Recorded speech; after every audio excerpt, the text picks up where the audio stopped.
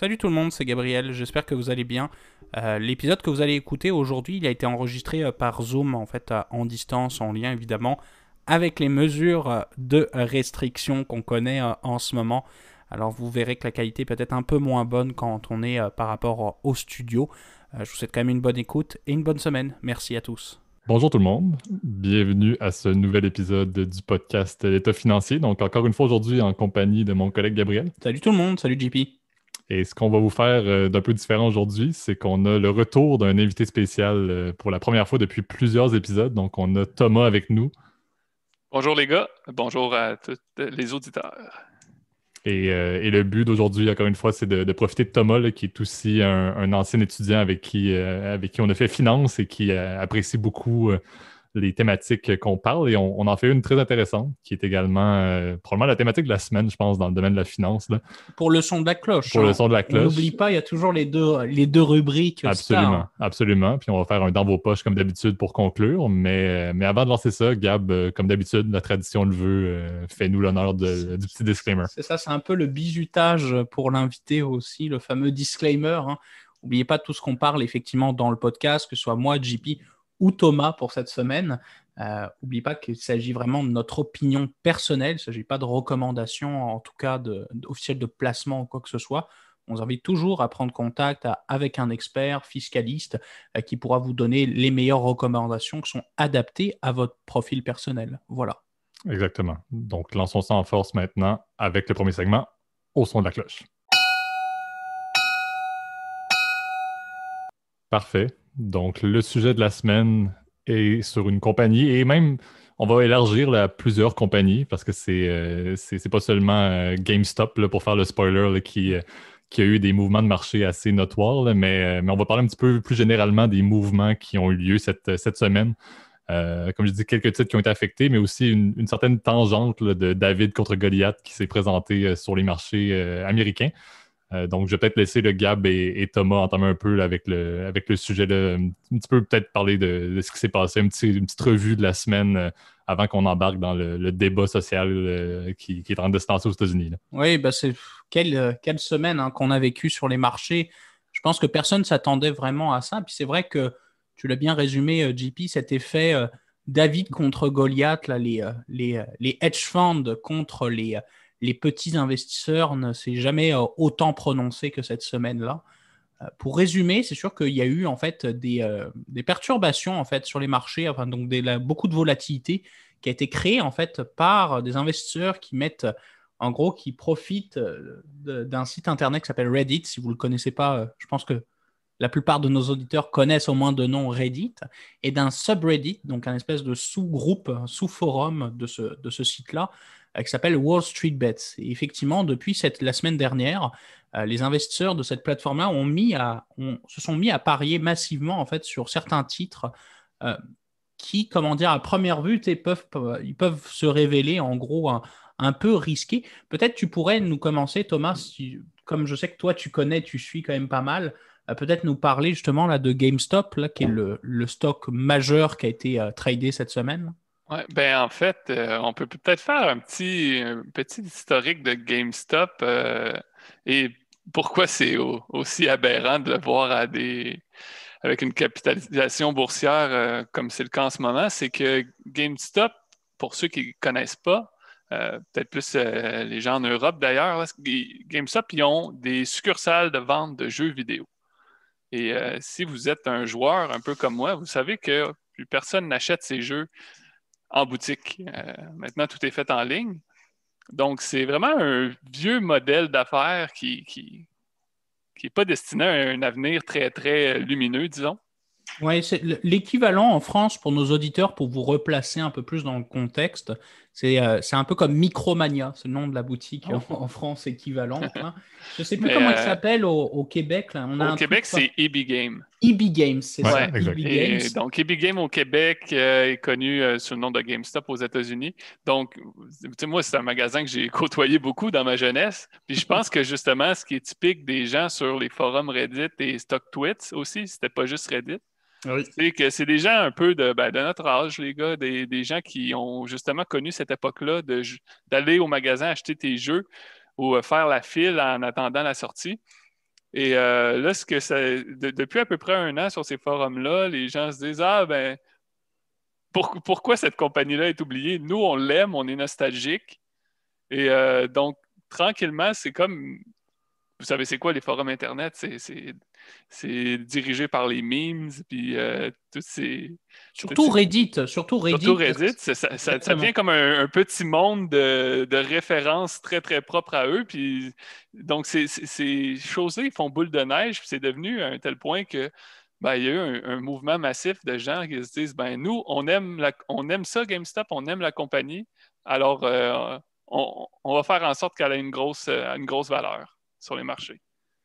Ouais, c'est ça. Et puis essentiellement, c'est vrai qu'ils ont commencé effectivement à faire ce qu'on appelle le pumper, en fait, le stock. C'est-à-dire de dire acheter en fait cette action-là. Donc GameStop qui avant en fait cette espèce d'opération était comment dire, c'est une action qui valait pas grand-chose, comme tu l'as dit Thomas. Là. Je pense qu'elle valait comme $4. Là, ou... Mais je pense qu'elle valait peut-être un peu plus, je crois que c'était autour des $20 américains là, avant l'espèce de choc. Là, ouais, puis... non, vous étiez à peu près entre les deux, c'était comme un 12-15 effectivement avant la hausse. Ouais. On est entre les deux, puis ce que je pense qu'elle a lancé en fait, puis ça tu pourras confirmer, JP, je pense que tu es plus alerte là-dessus, là, mais ce qu'a lancé en fait le pumpage, donc l'opération en fait de comment dire, de vraiment acheter, de faire de la réclame sur cette action-là de manière artificielle, c'est ça qu'on va discuter par la suite.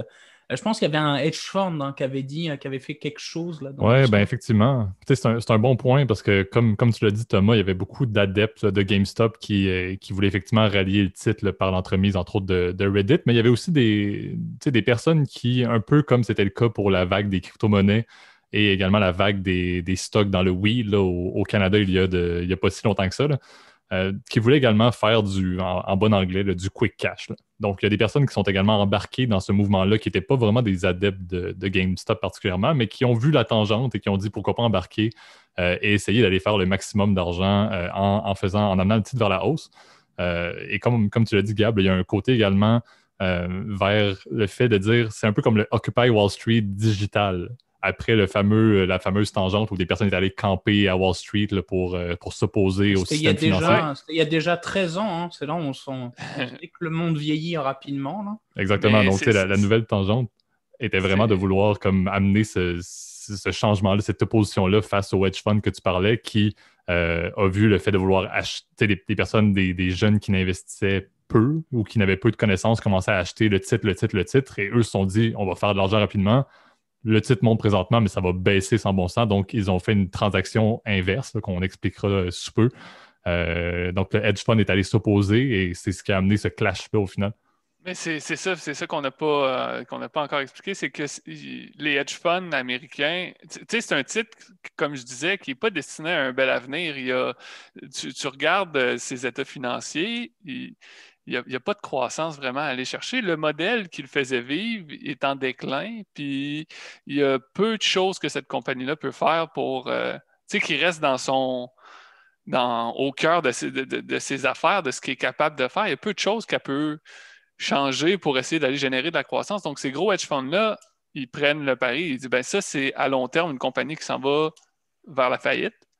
Donc, on va prendre des positions short. On parie sur le fait que cette compagnie-là va s'écouler.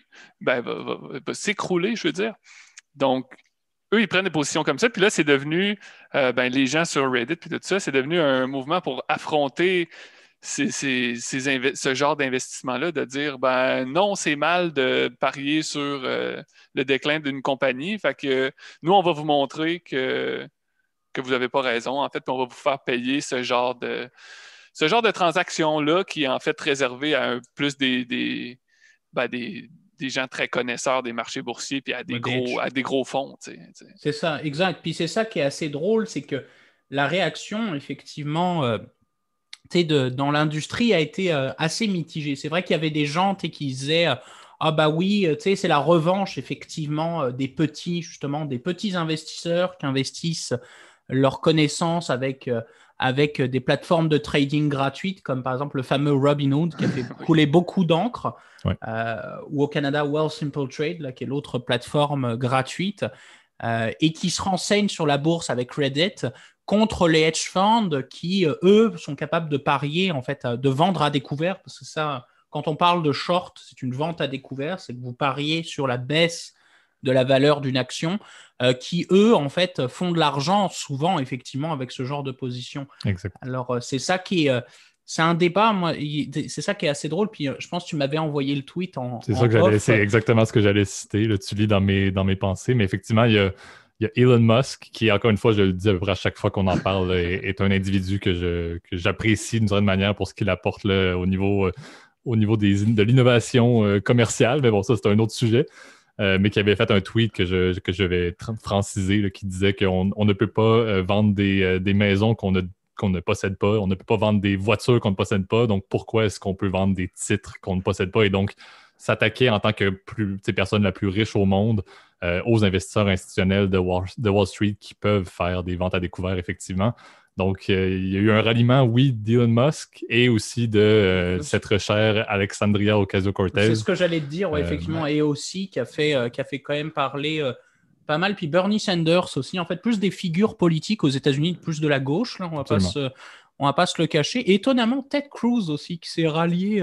Mais tu sais, c'est parce que ces gens-là se rallient parce que ça allait encore plus loin cette semaine. Ce phénomène-là avait fait couler beaucoup d'encre quand tu vois des valeurs augmenter autant. Mais là, en plus, qu'est-ce qui est arrivé il y a quelques jours?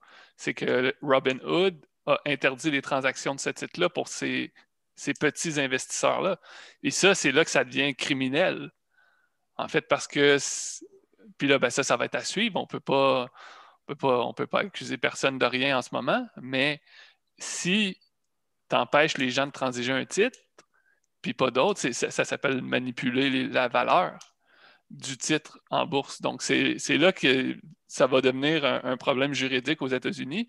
Robinhood va se faire poursuivre. Il y a déjà des mises des mises en demeure et tout ça qui sont en train d'être faites.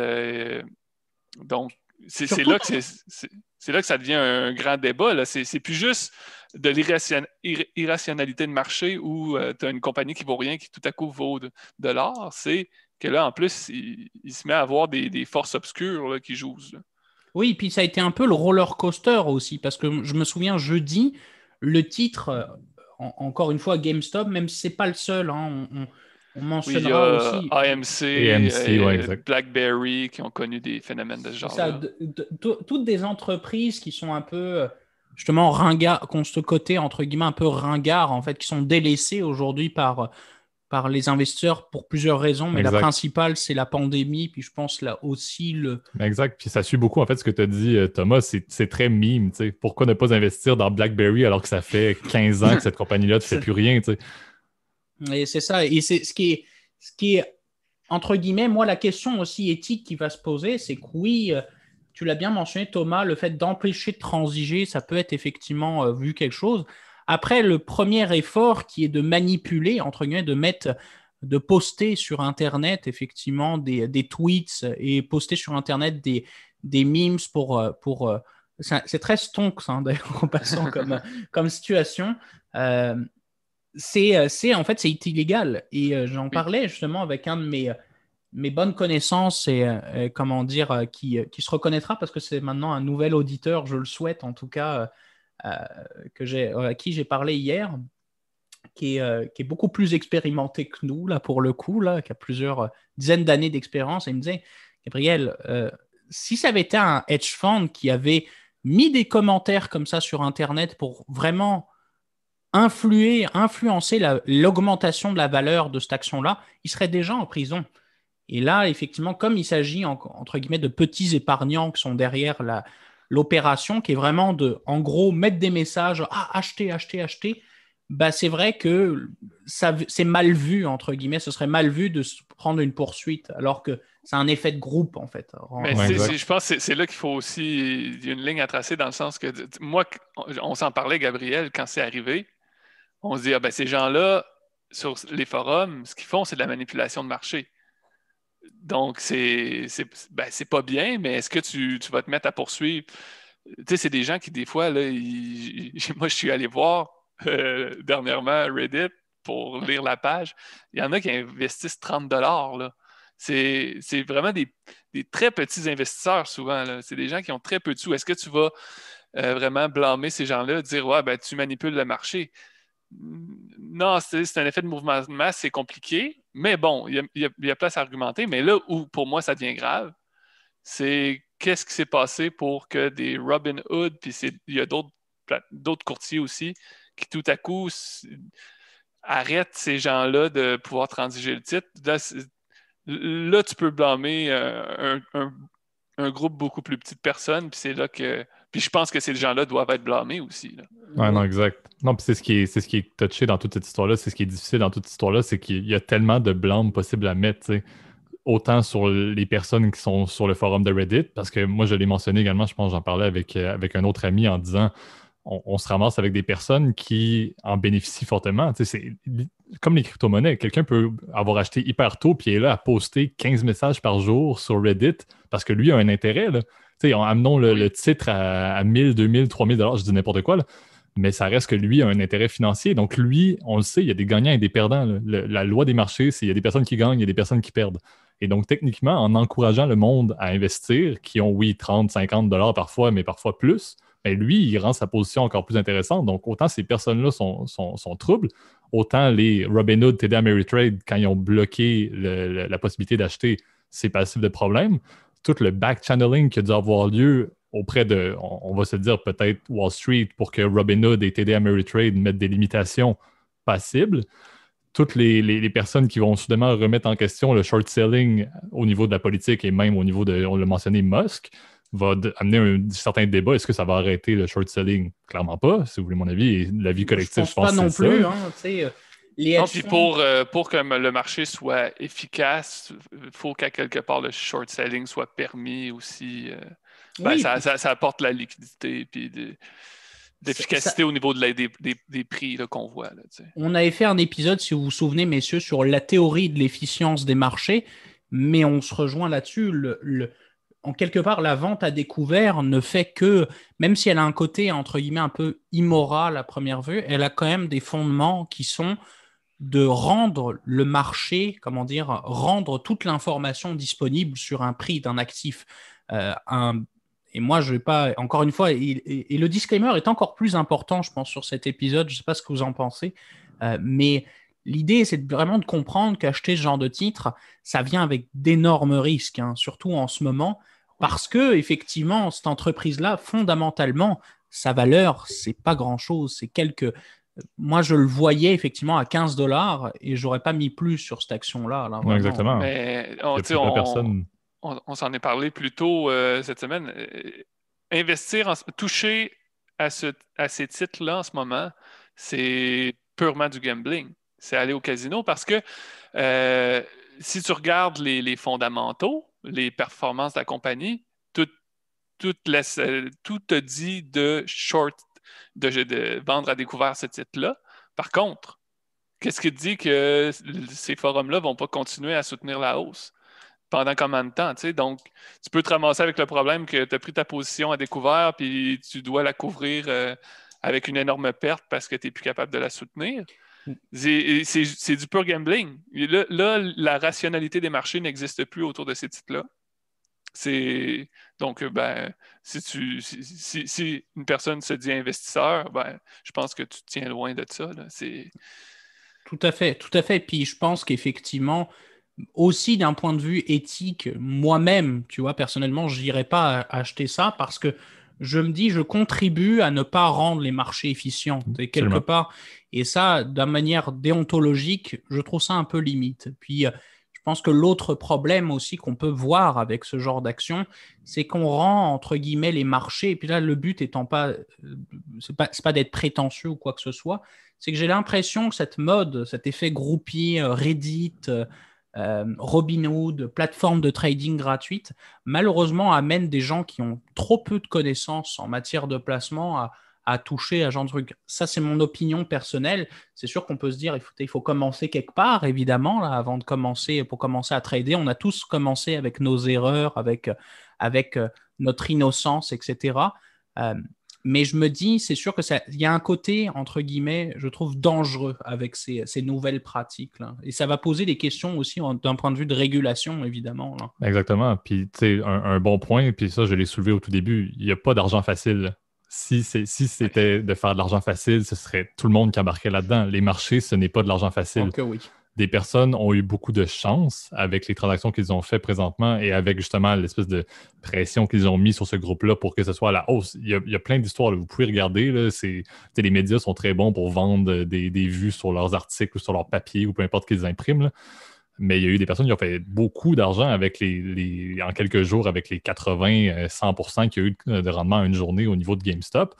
Mais encore une fois, c'est des personnes qui ont été d'une certaine manière chanceuses pour que cette personne-là ait fait autant d'argent. Il y a des personnes qui en ont perdu beaucoup. Ou bien il y a des compagnies de short sell, des fonds d'investissement qui ont perdu beaucoup d'argent devant couvrir une partie de leur position. Il y a eu des perdants pour qu'il y ait ces gagnants-là. C'est pas tout le monde qui gagne. C'est ça. Puis le fameux hedge fund Citron, je crois que c'est ça, comment il s'appelle, là, Saturn Holdings, là, je sais plus c'est quoi le nom du fonds. Enfin, ça avait un nom d'agrumes, c'est ça je me souviens de ça, ou Lime en tout cas. A été injecté 2,1 milliards hein, pour vous dire l'importance de cette transaction-là. Et ce qui est assez amusant, c'est qu'eux-mêmes ont dit écoutez, on ne va pas toucher à notre position. On considérait que c'était trop élevé à 17 $. Aujourd'hui, l'action a pas mal vacillé autour, ça a été même jusqu'à 350 $ GameStop. Ouais. On va dire, on ne va pas s'amuser à racheter à encaisser notre perte, même si ça représente Mais il y a des fonds qui sont obligés de couvrir leurs pertes parce que puis là, ça devient un peu technique. Il faut comprendre comment la vente à découvert fonctionne. Mais si à 17 $, tu juges que le prix est trop élevé et ça va continuer à descendre, quand il a passé à 34 $, il faut que tu rapportes de l'argent. Parce que dans le fond, quand tu vends à découvert, le courtier te prête de l'argent. Si le prix monte, il faut que tu montres que tu es capable de couvrir ta position si le jour vient que tu dois couvrir. Donc, il faut toujours que tu réinjectes de l'argent à chaque fois que ça monte. Exactement. C'est ce qu'on appelle un appel de marge au passant. Ouais. C'est qu'en gros, les chambres, là, c'est un peu plus technique, je pense, pour nos auditeurs, mais on va quand même... En gros, par mécanisme de sécurité, les plateformes, pas les plateformes, plus les places boursières, c'est exactement les maisons de courtage, vous demandent, quand vous vendez à découvert, à ce que vous ayez de l'argent de sécurité pour pas que vous ayez, comment dire, vous ne pouviez pas rembourser, entre guillemets, les actions que vous avez empruntées. C'est vraiment ça. Alors, ce mécanisme de sécurité, il implique qu'à partir d'un certain prix, quand vous vendez à découvert, le courtier va vous redemander de l'argent, des garanties supplémentaires, en fait, à chaque fois que les prix augmentent. Et ça, c'est ce qu'on appelle un appel de marge. C'est sûr que c'est ce mécanisme est arrivé chez le fameux Citron. Hein. C'est qu'ils ont dit, on n'a pas le choix d'injecter du cash parce qu'on est persuadé. Alors, c'est ça qui est drôle, c'est que le gestionnaire de hedge fund-là était complètement persuadé. Il a dit, moi, je suis persuadé que notre trade était intéressante à 17 $. Là, aujourd'hui, ça vaut 300. Donc, on se dit, mon Dieu, le gars a perdu des milliards, et c'est le cas, effectivement. Mais combien de temps ça va durer? La question, combien de temps cette bulle spéculative va durer? C'est vraiment tout l'enjeu. Oui, puis si on voit le titre continuer d'augmenter à 500, 600 $, il va falloir que ces gens-là apportent de la nouvelle argent. Et là, l'argent, c'est pas illimité. Donc, c'est là que ça peut... et c'est le but de ces petits investisseurs-là, c'est espérer amener ces fonds-là à la faillite ou à des pertes incroyables. C'est déjà le cas, mais c'est ça. C'est de forcer ces fonds-là à réinjecter de l'argent sur une position qui devrait rien valoir, en fait. Là. Exactement. Puis c'est un peu le risque, c'est de dire oui, il y a GameStop, oui, il y a AMC, oui, il y a BlackBerry, mais à partir du moment où ils limitent ça, quand c'est le monde virtuel, quand c'est le monde d'Internet, ça peut être quel va être le prochain titre, quel va être le prochain titre, quel va être le prochain titre. C'est un peu ça le gros risque de tout ça, c'est comment limiter ça alors que ça peut toujours changer et que ça peut reprendre de la même manière avec Reddit ou peu importe la source. Donc, ça va être quelque chose de vraiment à suivre. Encore une fois, c'est un peu ça le but là, de notre segment au son de la cloche aujourd'hui. Là. On sait que, je crois, tout le monde a pu en parler. Là. C'est absolument ridicule. Même des podcasts qui ne font pas du tout dans la finance sont tournés cette semaine sur ce sujet-là parce que c'est assez important. Donc, on vous invite à en lire davantage. On verra. Là, peut-être qu'on va en parler dans quelques autres épisodes également si jamais la tangente se veut assez impressionnante. Mais on va passer pour l'instant à notre deuxième segment là, dans vos poches. Parfait. Donc, le sujet pour le deuxième segment d'aujourd'hui, proposé par Gab. Alors, encore une fois, on en a parlé, je pense, la semaine passée, là, que Gab a eu une envolée d'à peu près 75 sujets potentiels là, qu'on pourra... J'espère qu'ils se sont pas perdus dans les iMessage. Tu sais, au bout de 30 jours maintenant, ça... Effectivement. Il va falloir que j'ai une backup. Il va falloir prévoir ça. Effectivement, mais c'est un sujet qui aussi touche beaucoup Gab et fait un beau lien avec le casino qu'on parlait, entre guillemets, dans notre premier segment. On veut vous parler un peu du monde des paris et plus spécifiquement des paris sportifs. Là. En fait, pourquoi on vous parle de ça? On est vous le savez, là, je crois, mais de grands fans de Mixed Martial Arts ou le UFC. Et Gabriel est un bon parieur, si on peut dire, là, pour faire un faible rendement sur des très petites sommes, si on peut dire. Ouais. Mais en vrai, non, c'est ça. Et puis, comme vous le savez, c'est ça notre autre passion. C'est aussi, on aime bien vous le savez maintenant avec les épisodes, le sport, l'automobile, enfin bref, des trucs un peu... Et c'est vrai que je trouvais ça intéressant quand même parce que les paris sportifs, on entend de plus en plus parler. Puis à chaque fois que Thomas vient, on aime ça des fois là, rire un peu justement de gens très influençables, etc. Je vois de plus en plus de gens, entre guillemets, qui suivent des pronostiqueurs, des mecs incroyables qui apparemment ont des pourcentages de réussite sur des paris là, hyper élevés. Alors qu'on ne va pas se le cacher, là, c'est très difficile de faire de l'argent, en fait. Thomas, on va te poser la question, qui tu penses fait de l'argent dans les paris sportifs? Les maisons de paris. Voilà. Comme qui fait de l'argent au casino? Le casino. C'est le fameux, vous le savez déjà, un jeu, souvent, comment dire, on parle, quand tu as un jeu... et puis ça, on va revenir plus sur des trucs d'économie, c'est ça qui est assez drôle. Souvent, quand on dit que le gain de quelqu'un est la perte de l'autre, on appelle ça un jeu à somme nulle. Et par définition, un casino ou un site de paris sportif, ce n'est pas un jeu à somme nulle. Parce que, par définition, il faut payer évidemment la marge, ce qu'on appelle le casino's end. On appelle ça la main du casino, en fait, qui est le pourcentage, en gros, de rentabilité, en fait, du casino ou du site de paris sportif. Là. Donc, quand vous voyez un pari, par exemple, je sais pas, moi, ce qui m'avait marqué récemment, là, c'était McGregor, là, qu'on avait regardé avec JP. McGregor contre son opposant Dustin Poirier.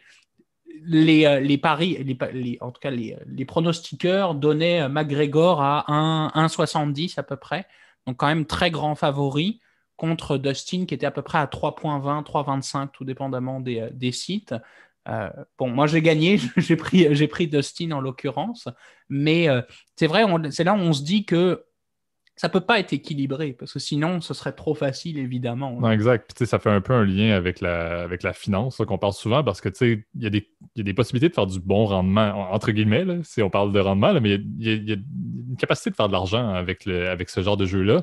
Également, le but du sujet d'aujourd'hui, c'est que, et ça c'est peut-être surprenant pour nos auditeurs européens également, mais ça se légifère ou ça se légalise de plus en plus en Amérique du Nord, entre autres les États-Unis qui sont unis dans leur désunité, si on peut dire. Là, le fait que plusieurs États n'ont pas encore le droit du gambling, mais il y a plusieurs États qui vont arriver avec des lois qui vont le permettre. Et aussi au Canada, il y a plusieurs sites. Là. Bon, moi, j'écoute beaucoup la Premier League anglaise et il y a toujours les Bet365 ou je sais pas quoi. Puis là, on est rendu avec des versions canadiennes de ça également. Donc, c'est quelque chose qui est en grande évolution. Et également qui est très d'actualité avec un événement majeur qui s'en vient dans une semaine, qui est probablement celui sur lequel on a le plus grand volume de paris par année, ou à l'année, en fait, c'est le Super Bowl. Évidemment.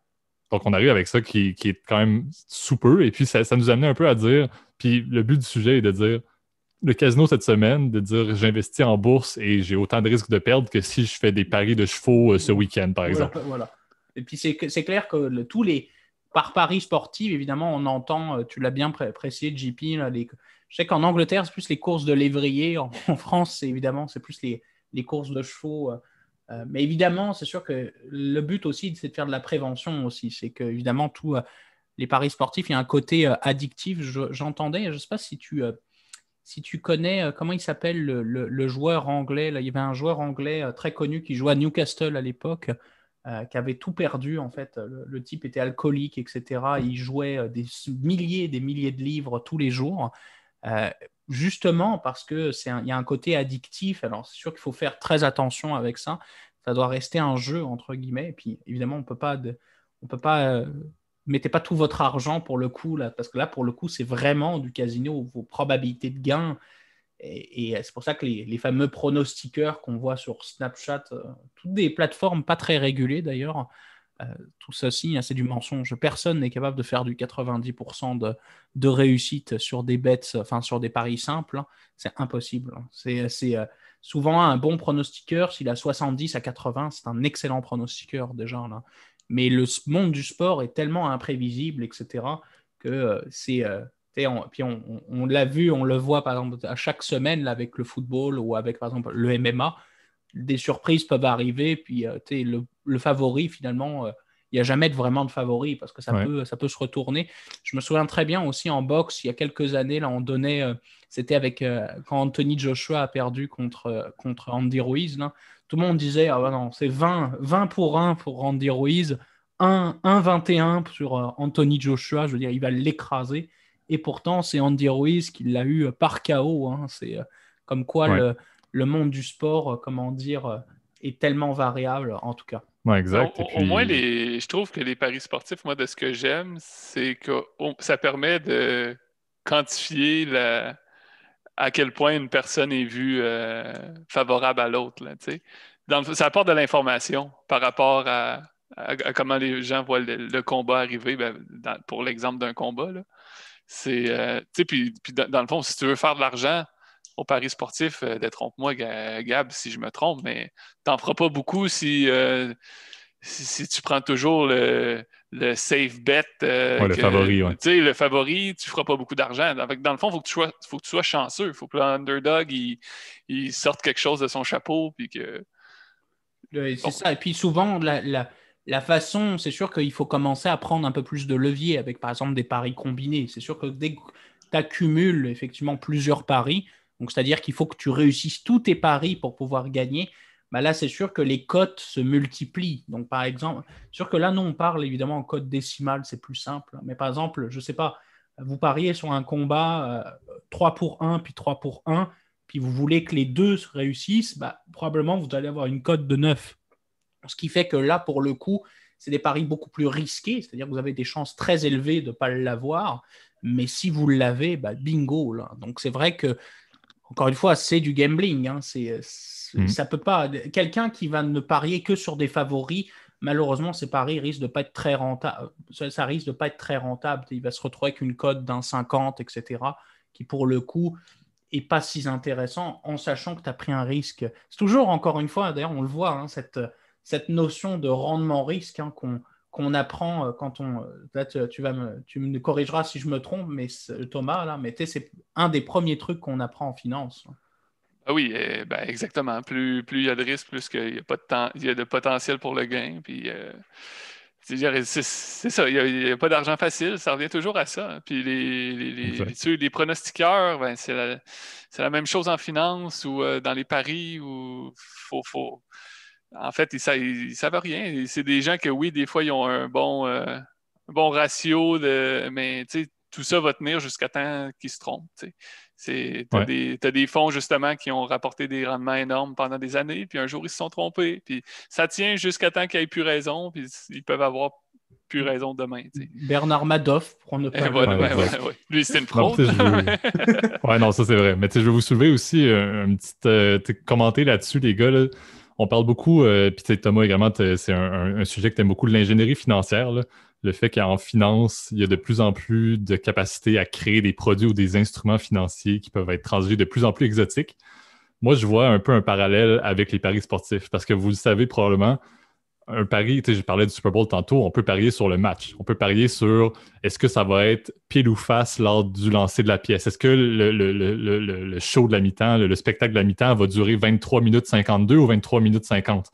Donc, il y a tellement d'une certaine manière, de créer des nouveaux, entre guillemets, un peu un parallèle avec des instruments financiers. Moi, je vois beaucoup une similitude entre le domaine financier et les paris sportifs parce qu'on peut parier sur tout, quelle va être la couleur du gilet de The Weeknd, je crois qu'il est là pour le show de la mi-temps. Le plus drôle, c'est que je trouve que c'est nos amis les Anglais qui sont les plus avancés là-dessus. Là. C'est complètement fou. Là. Tu te souviens probablement là, quand on avait eu le pari, évidemment, sur le nom du prince, quand il y avait eu George, puis, La naissance, oui. La naissance, en tout cas, de la famille royale britannique, etc. Il y avait même eu des paris sur les élections américaines. Enfin, c'est un niveau... Il y a des sites de paris pour à peu près tout. Les élections, il y a des gros sites pour parier sur le gagnant des élections et tout ça. C'est sûr que là, moi, la recommandation que je ferais en tant que professionnel, c'est, par contre, faites attention, par contre, à la fiabilité des sites. Oui. Parce que là, c'est un repère à escroquerie, etc. Ouais. C'est un peu la finance dérégularisée. Ouais. Exactement. Puis, la plupart, voyez-vous, par exemple, la plupart des casinos, par exemple, en Amérique du Nord, sont souvent incorporés ou créés soit dans des États, entre guillemets, très pro-gambling. Donc, le plus connu, évidemment, c'est le Nevada, qui est évidemment là où... Et même dans des villes qui sont inventées. Paradise, Nevada, on le rappelle. Hein? Oui. C'est une ville créée volontairement pour faire sauver de l'impôt au grand casino de la Strip de Vegas. Tout à fait. Sachez-le, mais et comme tu l'as dit, JP, les casinos de Las Vegas ne sont pas à Las Vegas. Ils sont à Paradise, effectivement. Puis l'autre endroit où souvent ce genre de site se trouve, c'est dans des réserves indiennes, parce que c'est vrai que c'est un peu des zones de non-droit aux États-Unis. Alors, vous verrez la prochaine fois, si vous avez l'opportunité de faire un voyage en Amérique, c'est vrai que souvent dans les réserves indiennes, c'est un peu le paradis, le festin, entre guillemets, de tout ce qui est un peu contrebande, alcool, jeu d'argent, tabac, etc. En tout cas, je trouvais que c'était un sujet un peu plus détendu, je trouve, pour finaliser. Effectivement. Très concept avec ce qu'on parlait également, comme on l'a dit dans le sujet initial. Je ne sais pas si Thomas, tu veux faire un petit mot de la fin sur le sujet là, avant que Gab fasse le classique de fin d'épisode. Non, mais non, pour moi, c'est ça. C'est des choses que moi, j'aime suivre. Puis comme je dis, je trouve que des fois, ça apporte de l'information intéressante. Les paris sur les élections, c'est intéressant de suivre comment les gens voient. C'est une forme de... Tu sais, des fois, les paris, c'est une forme de sondage aussi. Mm-hmm. Puis, moi, c'est un côté que j'aime bien. Après, j'aime mieux me contenter des marchés financiers où je peux essayer, du moins, d'investir dans des choses qui sont censées générer de la valeur et non pas juste des paris, mais non, c'est un petit côté, c'est drôle à suivre. C'est ça. Exactement. On ne recommande pas de faire des paris, mais aussi si vous êtes là-dedans et que vous avez besoin d'aide, il y a plusieurs sites, il y a plusieurs lignes téléphoniques également, parce que ça reste un problème qui est majeur. On parle de l'alcool, mais c'est une forme de vice indirectement également. Là. C'est pas comme tu l'as dit, Thomas, là, c'est pas une forme d'investissement responsable du tout. Là. Non, c'est ça, c'est une dépendance. Puis c'est vrai qu'effectivement, tu l'as bien mentionné, JP, il y a des sites et des services spécialisés, là, si vous sentez que vous êtes dépendant au jeu. Malheureusement, ça touche beaucoup trop de gens, là, en tout cas. Alors, moi, messieurs, il est temps de rendre l'antenne. Je vous remercie en tout cas pour être venu cette semaine. Je te remercie, Thomas, aussi. On est content de te revoir aussi dans le podcast. Ça faisait longtemps. Tu as été très occupé ces derniers mois, mais je peux vous assurer, pour l'avoir souvent par Messenger, genre, ah ouais, putain, j'ai vraiment envie de retourner. Donc, c'est toujours avec grand plaisir qu'on t'accueillera dans le podcast. Effectivement, ça faisait un petit moment, puis c'est le fun de pouvoir parler de tout ça avec vous. Merci de m'avoir reçu. Ça me fait plaisir. Et puis en tout cas, n'oubliez pas évidemment de vous abonner à la chaîne YouTube. Là, je vous le demande parce que c'est la meilleure façon de recevoir les notifications pour les vidéos. Mettez vos commentaires, créez de l'interaction pour que la chaîne fonctionne encore mieux, etc. Puis qu'on soit capable de toucher plus de personnes. Puis si vous avez des questions, les commentaires, les likes évidemment, et à vous abonner sur les autres plateformes de streaming, si jamais, de podcast pour la version audio. Voilà. Bonne semaine tout le monde. Salut.